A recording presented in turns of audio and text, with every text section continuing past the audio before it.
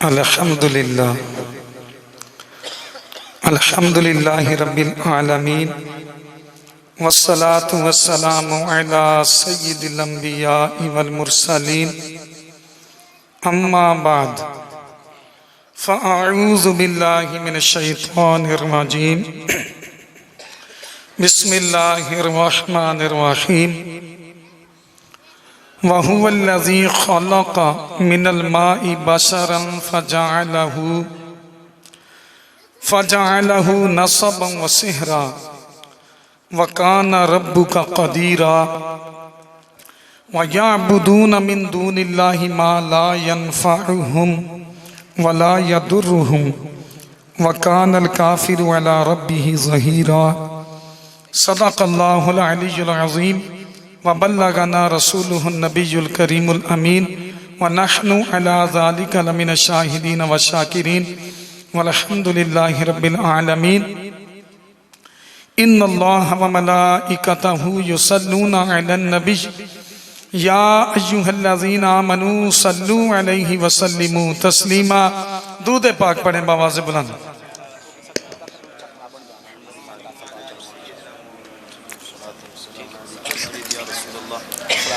सल्लल्लाहु अला मुहम्मद सल्लल्लाहु अलैहि वसल्लम। मेरे मोहतरम बुजुर्गों, प्यारे साथियों, अजीज़ बच्चों, बड़ी खुशकिस्मती है कि अल्लाह रब्बुल आलमीन ने हमें हमारी इसी दुनियावी ज़िंदगी में एक मर्तबा फिर अपना ज़िक्र करने और अपने प्यारे मदनी हबीब सल्लल्लाहु अलैहि वसल्लम का ज़िक्र करने और अपने प्यारों का ज़िक्र करने की तौफीक अता फरमाई। गला मेरा बड़ा शदीद ख़राब है, उसके बावजूद मैं हाज़िरी है और मैं चंद कलिमात आपके गोश गुजार कर रहा हूँ। आपने तवज्जो रखनी है ताकि जो चंद कलिमात हैं बरकत के लिए वो आप इनको तवज्जो से समात फरमा सकें। और हमारे यासिर भाई, हमारे नवाजिश भाई और माशाल्लाह नवाजिश मदनी हमारे दावत इस्लामी में उसके साथ लगाया जाता है। ये लाहिका कि जो दावत इस्लामी के मदारिस में ख़ासकर दरस निज़ामी के असबाक मुकम्मल करके दौरा हदीस करके जो फारिग तहसील होता है उसको फिर ये टाइटल, ये लाहिका लगाने की इजाज़त होती है कि वो अपने नाम के साथ मदनी लगाता है। खुशकिस्मती है किसी बस्ती में एक आलिम का होना, ये फ़र्ज़े किफ़ाया है। अगर कोई भी आलिम नहीं है जिस बस्ती में, वो सारे गुनाहगार होंगे। तो वैसे तो हर एक पे ये लाजिम नहीं है कि वो आलिम दीन बने, लेकिन कम से कम एक आलिम दीन हर बस्ती में होना चाहिए जो उनकी रहनुमाई करे। खुशकिस्मती है कि हमारे दरमियान अब यहाँ पर उलमाए किराम तशरीफ़ फरमाए। माशाल्लाह आदिल मदनी है, नवाजिश मदनी है, इरफान मदनी, यहाँ तौसीफ मदनी, माशाल्लाह ये जलीलुल कदर शेर है। हमारे उस्मान भाई ने भी काफ़ी दर्जे पढ़े हैं, अल्लाह ताला इन्हें तकमील की तौफीक अता फरमाए। लेकिन माशाल्लाह खूबसूरत इनका खिताब था और गला भी अल्लाह ने दिया है, अल्लाह ताला की नेमत होती है। आदिल भाई ने खूबसूरत अंदाज में कलाम पेश किया, नवाजिश भाई ने भी, और खुशकिस्मती अपनी शादी पर हुजूर की नाते पड़ी हैं। तो हम तो अब बरकत के लिए हाजिर होते हैं, समझे कि। और मुझे याद आया यहाँ बहुत सारे ऐसे अहबाब बैठे हैं जिनके अब बाल सफ़ेद हो गए हैं। इस पर मैं एक हदीस पेश कर दूं ताकि ये वाज़ेह हो कि मोमिन के हर मामले में अल्लाह ने खैर रखी है। और उस मोमिन की भी बड़ी शान होती है जो ला इलाहा इल्लल्लाह मुहम्मदुर रसूलुल्लाह पढ़ते हुए इस्लाम के अंदर बूढ़ा होता है, उसकी भी बड़ी शान है। यानी हमें, मैंने बताया ना, सफ़ेद दाढ़ी होगी, अब लोग बरकत के लिए बुला लेते हैं। जैसे अब शागिर्द है, हमारा तारुफ तो ये शागिर्द ही हैं।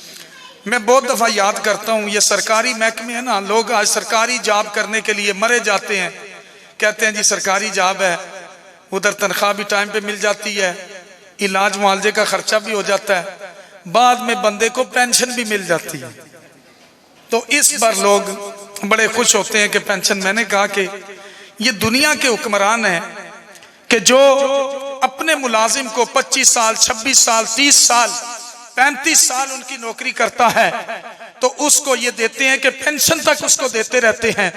मैंने कहा मेरा रब बड़ा कदीर है, जो सारी जिंदगी उसका कलिमा पढ़े तो क्या वो उसको भी कुछ देता है कि नहीं देता है? जरा इस पर पूरा रिसाला लिखा है मुहद्दिस दुनिया इब्ने अबी दुनिया ने। एक रिवायत आप समझ फरमाए, हदीस कुदसी है, नबी करीम अलैहिस्सलातु वस्सलाम ने फरमाया कि यक़ूलुल्लाहु तआला, अल्लाह फरमाता है। हदीस कुदसी वो होती है जिसमें माना अल्लाह की तरफ से होता है, अल्फाज नबी करीम सल्लल्लाहु अलैहि वसल्लम के होते हैं और हुजूर निस्बत अल्लाह की तरफ फरमाते हैं कि अल्लाह फरमाता है। कुरान का तो माना भी अल्लाह की तरफ से, अल्फाज भी अल्लाह की तरफ से। हदीस कुदसी में माना अल्लाह की तरफ से होता है, अल्फाज का जामा हुजूर पे नाते हैं, इसे हदीस कुदसी कहते हैं। फरमाया कि अल्लाह ताला फरमाता है इन्नी ला अस्तहयी, फरमाया मुझे हया आती है, फरमाया मुझे हया आती है मिन अब्दी, मेरे उस बंदे से। और फरमाया कि हुजूर फरमाते हैं वह उम्मती, और मेरे उस उम्मती से, अल्लाह फरमाता है मेरे महबूब के उस उम्मती से मुझे हया आती है, या सॉरी मिन अमती है, मिन अब्दी व अमती।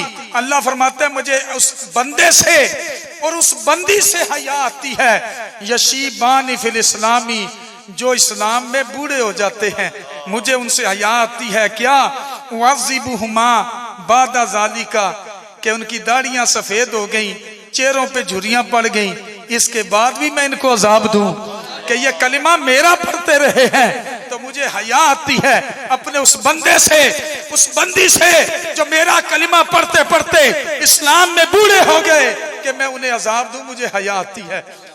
और ये भी रिवायतों में आया है कि जो बंदा सेहत के अंदर अच्छी इबादत करता था और अच्छी नमाजें पढ़ता था, बूढ़ा हो गया, बिस्तर पे पड़ गया, अब नमाजें नहीं पढ़ सकता, लेकिन नीयत उसकी होती है, अल्लाह उसकी उस नीयत पर उतनी ही इबादत उसके नामा अमाल में लिख देता है। और दुनिया की नेमतें तो इधर ही रह जानी है, जो रब की तरफ से, अब इसे पेंशन भी नहीं कह सकते, वो क्या, जो अजर अल्लाह देगा उसके क्या कहने हैं। और जो आयत मैंने बरकत के लिए खुतबे में पढ़ी है, आप उसका तर्जमा सुने, उस पर कलाम भी सुने। अल्लाह रब्बुल आलमीन ने इरशाद फरमाया वहुवल्लज़ी खलक़ मिनल माई बशरा, वो रब ही है इतनी कुदरतों वाला जिसने इस गंदे पानी से कभी इंसान बना दिया। वो रब ही है ये कुदरतों वाला। आज अंग्रेज बड़े बड़े रोबोट बना रहे हैं, सारे काम रोबोटों से ले रहे हैं, वो गाड़ियां तक उनके रोबोट बना रहे हैं, पूरा इंसान का सा ढांचा खड़ा करके रोबोट बना दे, लेकिन उसमें रूह नहीं फूंक सकते। ये रब ने, अब देखें ना 99% चीजें इंसान को कितने इख्तियारात मिले हुए हैं, या 0.9 कह लें आप, लेकिन 0.9% चीजें या 1% चीजें अल्लाह ने अपने दस्ते कुदरत में रखी हैं। बंदा उनके आगे बिल्कुल आजिज हो जाता है, बड़ा बड़ा माल जमा कर लेता है, लेकिन जब कुदरत का इजहार होता है तो सब कुछ वो खत्म हो जाता है। रब ने बतौरे नेमत ये चीज बयान फरमाई, फरमाया वहुवल्लज़ी खलक़ मिनल माई बशरा, वो रब है जिसने पानी से पूरा इंसान बनाया है। और वो प्रोसीजर आप देखें, हदीस ने तो बहुत पहले बता दिया था, वो जो बंदे की तख्लीक वाली हदीस है कि वो दौरा करता रहता है, नुतफा, फिर नुतफा से वो गाढ़ा खून बनता है, फिर गाढ़े खून से मुद्गा बनता है, मुद्गे से फिर उसके आज़ाब बनते हैं, फिर फरिश्ता आता है और वो मट्टी छिड़कता है और वो वहाँ उसकी तकदीर लिखी जाती है, रूह फूंकता है। वो पूरा प्रोसीजर हदीस के अंदर बयान हुआ, और ये साइंस तो अब आपको बता रही है, लेकिन रब ने इसको बतौरे नेमत बयान किया। फरमाया वो रब है जिसने पानी से पूरा इंसान बनाया, फजअलहु नसबन व सिहरा, और उसने इंसान को नसब भी अता किया है, ससुराली रिश्ते भी अता किए हैं। आपने दो नेमतों पे गौर नहीं किया। अल्लाह ने नसब भी अता किया है और ससुराली रिश्ता भी अता किया है। बड़ा फख्र किया करें हम मुसलमान हैं। अच्छा, कुछ नेमतें वो हैं जो अल्लाह ने हमें बिन मांगे ही दे दी और हमें उनकी कदर ही नहीं है। हमें मांगने का भी शऊर नहीं था जब अल्लाह ने नेमतें दी हैं। मिसाल के तौर पर अल्लाह ने बहुत सारी मखलूकात बनाई है, कुत्ता भी बनाया है, खिंजीर भी बनाया है। हमने मांगा नहीं था, अल्लाह हमें इंसान बना। बिन मांगे अल्लाह ने हमें अशरफुल मखलूकात इंसान बना दिया है। वलक़द कर्रमना बनी आदम, हमने बनी आदम को इज्जत अता की है। हमने कौन सा मांगा था? अल्लाह को कुत्ता बिल्ला बना देता तो हम कोई बोल सकते थे? ये कितना रब का करम है, उसने हमें कोई हकीर जानवर नहीं बनाया, हमें अशरफुल मखलूकात इंसान बनाया है। और फिर इंसान की भी इज्जत किसमें है? क्या कुरान ने नहीं फरमाया उलाइका कल अनआम बल हुम अदल, कि कुछ इंसान होके भी डंगरों से बदतर हो जाते हैं। इंसान होके भी डंगर भी अपने मालिक का हया करता है। जो उसे नेमत देता है वो उसके इशारे पे चलता है।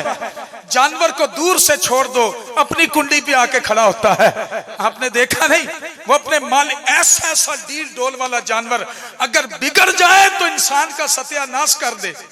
मुफ्ती अहमद यार खान नईमी रहमतुल्लाह अलैह ने लिखा है, रब की शान है, उसने ताकत और कुदरत जानवरों में जमा नहीं की,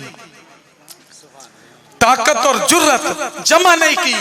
किसी में ताकत रखी है तो जुर्रत नहीं रखी है। यानी आप देख लें, ऊंट कितना बड़ा जानवर है, बैल कितना बड़ा जानवर है, लेकिन इंसान पे जुर्रत नहीं करता।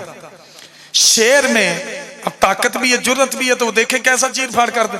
मक्खी में अल्लाह ने जुर्रत रखी है, ताकत नहीं रखी। एक बुजुर्ग थे ना, वो खलीफा, उसको मक्खी तंग कर रही थी। खलीफा जो अपने बड़ी ठाठ बाट में रहता था, तो मक्खी नाक पे भी बैठ जाती है, वो थोड़ी थोड़ी देखती है ये सदर है, ये वजीर आजम है। तो किसी पूछता है जी अल्लाह ने मक्खी क्यों बनाई है?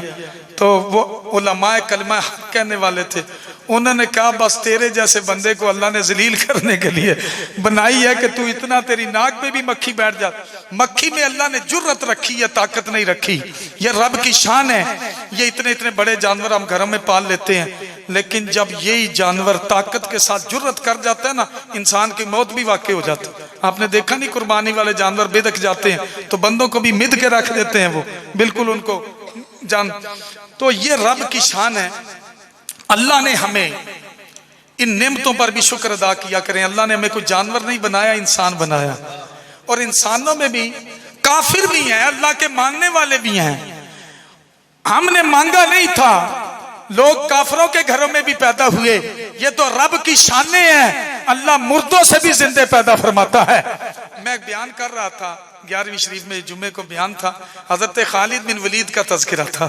वलीद बिन मुगीरा दुश्मन इस्लाम था, रब ने उसकी पुश्त से भी ऐसा इस्लाम का आशिक अता किया है कि हजरत अबू बकर सिद्दीक ने कहा था, अजाज़तिन नसाउ अन यलिदना मिस्ल खालिद बिन वलीद, माएँ आजिज आ गई हैं कि खालिद जैसा बेटा पैदा कर सके। 8 हिजरी में मुसलमान हुए, 8 हिजरी में, 11 हिजरी में हुजूर का विसाल है। 3 साल के अंदर खालिद बिन वलीद ने पहला गज़वा मूता के अंदर, जब तीनों जर्नैल शहीद हो गए थे, खालिद बिन वलीद ने झंडा ले लिया। आपने सब ने कहा जी अब आप ही कायद बन जाएं, अब तो लगता है शिकस्त हो गई है। खालिद बिन वलीद ने मैमना को मैसरा बना दिया, मैसरा को मैमना बना दिया, मुआखिरा को मुकद्दमा बना दिया, मुकद्दमा को मुआखिरा बना दिया। अगले दिन कहा इतनी धूल उड़ानी है तुमने, आसमानों को गुबार छू रहे हो। काफिर समझे कि मुसलमानों को पीछे से मदद आ गई है। मैं कहता हूँ कमाल स्ट्रेटजी है और आपकी टेक्निक है, ऐसी स्ट्रेटजी अपनाई है हजरत खालिद बिन वलीद ने। नेपोलियन जैसा भी आपकी तारीफ करता है, कहते हैं रूमियों को गिराना और उस वक्त गिराना। ये खालिद बिन वलीद जैसी तकनीक थी कि जिसने रोमन अंपायर को ललकार दिया था। पहले गज़वे में उन्हीं लश्करियों के साथ सिर्फ रुख बदल कर नए चेहरे सामने कर दिए। दाएं हाथ वालों को बाएं हाथ वाले दिखा दिए, वो समझे नए बंदे, पीछे से कुमक आ गई, उनके दिलों में मुसलमानों का रौब बैठ गया, अल्लाह ने मुसलमानों को फतह अता फरमा दी। तो ये अल्लाह की शान है, वो मुर्दों से जिंदा पैदा। अबू जाल का बेटा हजरत इकरमा सहाबी बन गए, ये शान है। हजरत अमर बिन आस फाते मिस्र, आस बिन वाइल शकी था, बदबख्त था, अल्लाह ने उसकी पुष्ट से अमर जैसा साहबिया रसूल दिया जिसने मिस्र फतह किया। तो इस पर भी नेमते की कोई शुक्र अदा किया करें। अल्लाह ने हमें इंसान बनाया, अशरफुल मखलूका, और इंसानों में काफिर हो गए, अल्लाह ने हमें कलमा पढ़ने वाला बनाया। फिर कलमा पढ़ने वालों में भी अब देख लें मुख्तलिफ उम्मतें हुई हैं। कोई पढ़ा करते थे ला इलाहा इल्लल्लाह मूसा कलीमुल्लाह, कोई पढ़ा करते थे ला इलाहा इल्लल्लाह ईसा रूहुल्लाह व कलिमातुहू, कोई पढ़ा करते थे ला इलाहा इल्लल्लाह इब्राहिम खलीलुल्लाह। वो उम्मतें भी बड़ी शान वाली थी, उन नबियों के सहाबी भी बड़ी शान वाले थे, लेकिन रब ने हमें जिस महबूब का उम्मती बनाया, कुरान फरमाता है कुंतुम खैरा उम्मतिन उखरिजत लिन्नास, जितनी भी उम्मतें आई हैं तुम सबसे बेहतर उम्मत बना के भेजे। यार हमने कौन सा मांगा था, हमने कौन सा मांगा था? उस वक्त मांगने का शऊर भी नहीं था जब अल्लाह ने हमें एक सरकार के उम्मती के घराने में पैदा फरमा दिया। ये भी नेमते हैं। फिर आप देखें कलिमा पढ़ने वालों में भी कुछ गुस्ताखियां करके मुर्तद हो गए, कुछ गुमराह हो गए, कोई तफजीली बने पड़े हैं, कोई रावजी बने पड़े हैं, कोई वाबी बने पड़े हैं, कोई देवबंदी बने पड़े हैं। लेकिन कमाल, वो कोई अल्लाह का गुस्ताख हो गया, कहता है अल्लाह ताला झूठ बोल सकता है माज़अल्लाह। कोई हुजूर का गुस्ताख हो गया, कहता है जैसा हुजूर को इल्मे गैब है ऐसा तो जानवरों पागलों को भी है माज़अल्लाह। कोई साहबा का गुस्ताख हो गया है, उसे सिद्दीक अकबर जैसा, उसे शानदार आदमी हजरत अबू बकर सिद्दीक जैसा, कि हुजूर फरमाते हैं अंबिया के बाद अबू बकर के अलावा किसी बेहतर पर सूरज तुलू ही नहीं हुआ। अंबिया के बाद जिसकी शान है, उम्र फारूक जैसी हस्ती, और जिसने तुम्हें ईरान फतह करके दिया। आखिरी बादशाह यज़दगिर्द तो उस्मान गनी की क़यादत में गिरा ना, उनके दौर में। इससे पहले जो फारसियों की काफी इलाके किसकी वजह से तुम्हारे हाथ में आए थे? उम्र फारूक की वजह से। उम्र फारूक के दौर में ये पर्शियन अंपायर, इसको गिराने वाले हजरत उमर के भेजे हुए लश्कर थे, और ये ईरानियों को याद नहीं, ये हजरत उमर के ही गुस्ताख हो गए। और जिसने, क्योंकि रवायतों में आप पढ़ें, जो माई शहरबानो थी इमाम हुसैन की, जो ज़ौजा थी इमाम ज़ैनुल आबिदीन की वालिदा, वो शहजादी थी ना ईरान के बादशाह की। या तो रवायतों में लिखा है हजरत उमर ने तोहफे में इमाम हुसैन को दी थी, या लिखा है हजरत उस्मान ने दी थी। और जिन्होंने ईरान से तुम्हारा राब्ता बनाया तुम उन्हीं के गुस्ताख हो गए। समझ नहीं आई? इसे कहते हैं, वो एक बंदा था, उसने एक बंदे का राब्ता करवाया, गाहक बनाया ना, तो वो बीच में उसको हटा के तो डायरेक्ट हो गया उसके साथ। तो वो बंदा बड़ा खफा होता था, राब्ता मैंने करवाया था, इसे मेरा भी याद नहीं है, उसके साथ डायरेक्ट हो गया। वो हजरत उमर ने तुम्हें अहले बैत का साथ दिया था, तुम्हें इमाम हुसैन का गुलाम बनाया था, तुम उसी उमर के खिलाफ हो गए, तुम्हें इतना भी याद नहीं है। वो ही उमर जिसने तुम्हें ये ईरान जैसे इलाके उस्मान ने फतह करके दिए, आखिरी बादशाह यज़दगिर्द को हजरत उस्मान गनी के दौर में मार के आपको ईरान फतह करके दिया। आज उन्हीं के गुस्ताख बन गए बदबख्तों। लेकिन हमें इस पर फख्र करना चाहिए, अल्लाह ने हमें किसी गुस्ताख फिरके में नहीं रखा, मज़हब मुहज़्ज़ब अहले सुन्नत में रखा है। कभी इस पर भी शुक्र किया करें, अल्लाह ने हमें सुन्नी बनाया। सुभान अल्लाह। इसके अलावा जो अल्लाह ने नेमतें दी, ये आयत मैंने पढ़ी है, अल्लाह फरमाता है हमने इंसान को पानी से पैदा किया, फजअलहु नसबन व सिहरा, बतौर नेमत फरमाया हमने इसे नसब भी दिया है, इसे ससुराली रिश्ता भी दिया है। अच्छा आप खुद सोचें, एक बंदे में बयानात करने जब जाता था तो अजान कर, असल में मौजू फिर तवील से तवील हो जाएगा, लेकिन मैं इसको बताना चाहता हूँ, ये नस्ब और सेहर को अल्लाह ने नेमत क्यों करार दिया। जब मैं बयानात करने जाता था, जिन दिनों में कैरी डिब्बे में मेरे साथ एक ड्राइवर गया, वो कहीं इंग्लैंड में आगे पीछे रह के आया था, इन काफिरों के मुल्कों में ये जो ईसाई हैं, यहूदी हैं, वो कहने लगा जी हमें बड़ा नाज है, अल्लाह ने हमें मुसलमान बनाया है, पाकिस्तान जैसा वतन दिया है। कहते हैं मैं ऐसे अंग्रेजों को मिला हूं जिनको यही पता नहीं था वो बेटा किसका है, और वो हमारे ऊपर फख्र करते थे और कहते थे तुम कितने खुशकिस्मत हो, तुम्हें यह तो पता है तुम किसका खून हो, हमें यही पता नहीं मैं किसका पुत्र हूं। इसलिए अल्लाह ने नस्ब को इसको फख्र करार दिया है। एक बुजुर्ग फरमाया करते थे, पुत्रो तुसा खाली यही नेमत ना शुक्र अदा करो ना। अपने बेटों को कहा करते थे कि मैंने तुम्हें हलाल से पैदा किया, मैंने निकाह किया था, मैं बदकारी में नहीं पड़ा, तुम इसका ही शुक्रिया अदा नहीं कर सकते कि मैंने तुम्हें नस्ब दिया। वालिदैन का इतना। दूसरा ससुराली रिश्ता व सेहरा, यह भी अल्लाह ने बतौर नेमत बयान फरमाया इसको। अब खुद सोचें, मुझे याद है हमारे एक दोस्त हैं, वो एक गरीब सा बंदा था, उसकी शादी में उन्होंने बड़ा ताउन किया, पैसे दिए। हैरत की बात है, अब किस वजह से नहीं बुलाया अल्लाह बेहतर जानता है। जिसकी शादी थी ना, पैसा तो उन्होंने काफी लगाया था, उसकी बारात वगैरह गई, वलीमा हुआ, उसने उनको ही दावत नहीं दी। वो बड़े नाराज हो रहे थे, कह रहे यार वो पहले मुंह ही आंख छोड़े यार, असा केड़ा आके खा जाना सी भाई, चलो असा को ताउन तो कीता सी। वो इस पर नाराज हो रहे थे। ताउन हमने किया यार, सारा उसका इंतजाम किया और उसने हमें ही नहीं बुलाया है। मैं कहता हूँ यार अल्लाह फरमाता है नस्ब तो मैंने दिया है, ससुराली रिश्ता तो मैंने दिया है, बारी आई है मेरे शुक्र करने की, इसने फुसरे बुला लिए हैं, इसने कंजर बुला लिए हैं और आके वो गुस्ताखियां और वो क्या सारी शरीयत की वो जो उसको पामाल कर रहे हैं। और देखे रब ने नेमत रब ने दी, ऐसे मौके पे तो उस रब का शुक्र अदा होना चाहिए था। मुबारकबादी के लायक है हमारे नवाजिश भाई, हमारे यासिर भाई, ऐसे मौके पर भी अल्लाह अकबर। मैं आगे बयान करता चूंकि वक्त थोड़ा है, वक्त हो गया। इसको बड़ा शरीयत ने सराहा है, गफलत के औकात में अल्लाह को याद रखना। गफलत के औकात में रब को याद रखना ये बड़े शरफ का बायस है।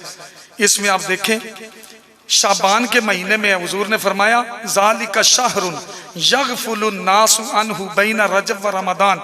रजब भी हुर्मत वाला, रमजान भी को बड़ा शरफ वाला महीना है। बीच में लोग शाबान को भूल जाते हैं। हुजूर इसमें रोजा रखा करते थे, फरमाते 15 शाबान को इंसान की मौत फरिश्तों के सुपुर्द की जाती है। तो उस वक्त हुजूर फरमाते थे ये वो महीना है जिसमें लोग गाफिल होते हैं। गफलत में औकात में अल्लाह को याद रखना बहुत बड़ी इबादत है। ऐसे में शादी खुशी गमी के मौकों में तो फिर भी, गमी के मौकों में तो फिर भी अल्लाह को याद कर लेते हैं, खुशी के मौकों में लोग अल्लाह को भूल जाते हैं। ऐसे में ये अल्लाह ने ये सारे नस्ब भी अता किया है, ससुराली रिश्ता भी अता किया है, तो उसी रब का शुक्र अदा होना चाहिए था। 2 बातें सुने फिर बयान को खत्म करते हैं। ये ज़हन में रखें, उलमा ने फरमाया कि अल हसनतु तजलिबुल हसनता फ़कज़ालिका सय्यिआतु तजलिबु अख़वातिहा मिन सय्यिआति। फरमाया नेकी नेकी को खींचती है, नेकी नेकी को खींचती है, और बुराई अपनी जैसी बहन बुराइयों को खींचती है। नेकी फरमाया जो नमाज पढ़ता है तुम देखोगे वही कुरान पढ़ रहा होगा, वही जिक्र अस्कार कर रहा होगा। नेकी नेकी को खींचती है, जबकि बुराई बुराई को खींचती है। इसी तरीके से ये जब बुलाते हैं ना शादियों में, वो गाने बाजे वाले बुला लेते हैं, फिर उनमें वो खुन से बुला लेंगे, नाच गाने वाली औरतें बुला लेंगे, फिर शराब शबाब से काम जिना तक चला जाता है। बुराई बुराई को खींचती है। इसीलिए शुरू से ही ऐसे मौके पर जो रब ने नेमत दी है अल्लाह को याद करना चाहिए। नेकी करें, नेकी नेकी को खींचेगी। आखिरी बात सुने, आखिरी बात यह है कि अच्छाई बिल आखिर अच्छा नतीजा लाती है, अच्छाई बिल आखिर अच्छा नतीजा लाती है, और बुराई बिल आखिर बुरा नतीजा लाती है। ये ज़हन में रखें। हालांकि जो एक इज़्दिवाजी ताल्लुक है अल्लाह ने अता फरमाया है, उलमा फरमाते हैं निकाह में बंदे के लिए अल्लाह ने अजर भी रखा है, सेहत भी रखी है। बदकारी में अल्लाह ने बीमारियां रखी हैं और सेहत भी उसकी वो ख़राब हो जाती है और उसमें उल्टा गुनाह उसके ऊपर आता है। तो ये अल्लाह ने इस नेमत के अंदर रखी है। अच्छाई अच्छाई को खींचती है, अच्छाई का नतीजा बिल आखिर ज़रूर अच्छा होता है। इस पर एक आयत सुन लें फिर बयान को ख़त्म करते हैं। अल्लाह रब्बुल आलमीन ने फरमाया, जो हज़रत खिज़र हज़रत मूसा अलैहिस्सलाम गए थे, एक दीवार गिरने वाली थी, टेक दे के दीवार सीधी कर दी। हज़रत मूसा अलैहिस्सलाम मोहतरिज हुए थे, आपने दीवार क्यों सीधी कर दी? कुरान फरमाता है कान तख्ताहु कंजुल लहुमा, वहाँ दो यतीम लड़के थे, उस दीवार के नीचे उनका खजाना था। दीवार गिर जाती, खजाना जाहिर हो जाता, लोग उठा लेते। वकान अबूहुमा सालिहा, उनका बाप नेक गुजरा था। तफसीरों में लिखा है वो 7वीं पुश्त में उसका दादा नेक गुजरा था। आज 7वीं पुश्त में बच्चे उसकी बरकत ले रहे थे। अच्छाई बिल आखिर अच्छाई जरूर लाती है। अल्लाह से दुआ है ये जो महफिल की है इनको ता दमे मर क़यामत तक इस महफिल की बरकतें मिलते रहें। अल्लाह इस महफिल को कबूल फरमाए। बहुत कुछ कहना था, बहुत कुछ रह गया। अल्लाह ताला आप सब की हाज़री भी कबूल फरमाए, हमारी हाज़री कबूल फरमाए। इन कलिमात के सदके हम सब के गुनाह कबीरा और सगीरा माफ़ फरमाए। वमा अलैना।